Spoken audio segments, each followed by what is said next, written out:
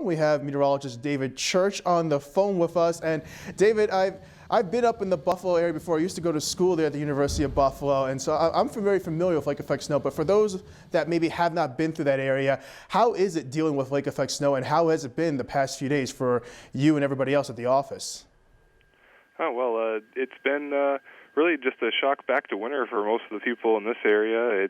It really has been a pretty mild winter up to this point, and so we had a very extremely mild December. Actually, December was one of the warmest on record and least snowiest for us. So I think for most people it's a bit of a shock getting back to the lake effect snow and the cold, but I think it's a bit welcome, especially for a lot of the ski areas around here and people looking to get into their winter sports. But like you said, dealing with lake effect snow is always a big thing in Western New York, especially in the sense that it's very localized, and I think the people around here are pretty used to that, where somebody gets a foot or two, and then like at my house, I have about a half an inch on the ground. So although you go just a few miles down the road, and we have people that have seen a foot or two already this week.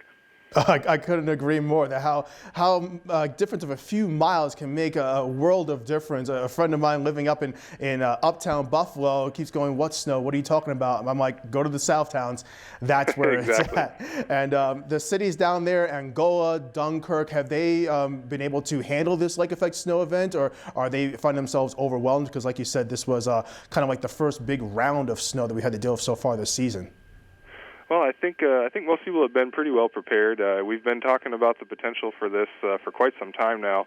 Going back to the beginning of January, even the end of December, there were some signals that we would be turning colder, and obviously once we start doing that, the potential for lake effect snow ramps up. So we've been trying to hit the message hard that this change to cold was coming, and that the lake effect snows were coming. So I think most people have had the time to prepare, and most people are looking forward to it. But just getting some snow on the ground. But yeah, as far as being overwhelmed, when it's snowing 3 inches an hour, it can definitely be hard to deal with and keep the roads open.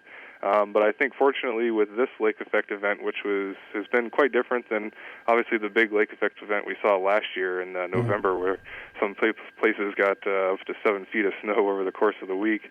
The biggest difference with this one from that has just been that the snow has been moving around quite a bit more. So it's been more of distributing the snow across the area. So most places haven't been just sitting under one band for a couple days straight, just getting dumped on with snow. So there's been some time in between, some breaks in between to get caught up and get the roads going again. So while there's been high impacts at times, there's some time to get caught up in between.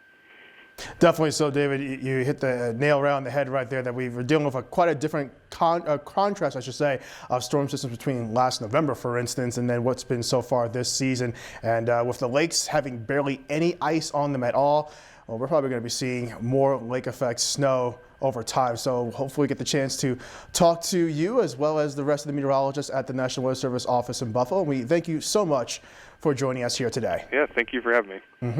And as we take a look